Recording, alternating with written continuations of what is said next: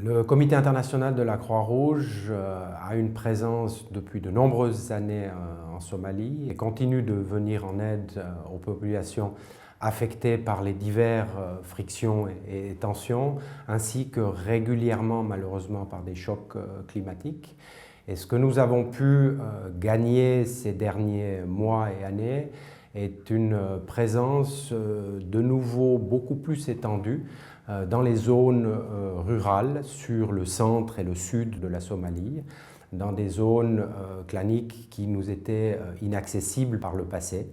On a regagné la confiance des diverses communautés. Le deuxième élément d'avancée significative est le travail que nous appelons le travail de protection, et essentiellement l'accès aux personnes privées de liberté.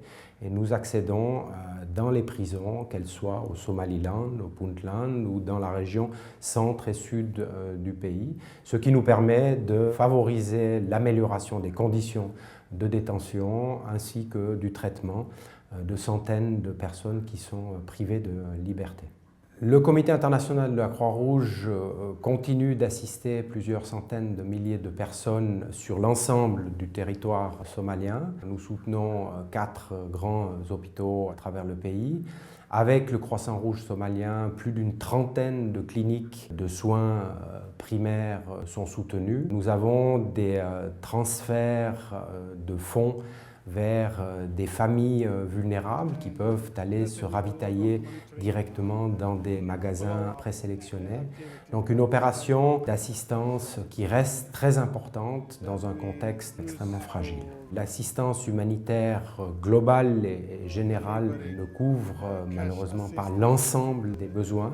La situation sécuritaire et la complexité clanique de la Somalie rendent la présence d'autres organisations également difficile, mais le mode opératoire neutre, impartial et indépendant du CICR est bien compris par les parties prenantes à cette situation, ce qui nous permet d'être dans des zones où d'autres organisations aujourd'hui tentent de venir pour complémenter notre assistance.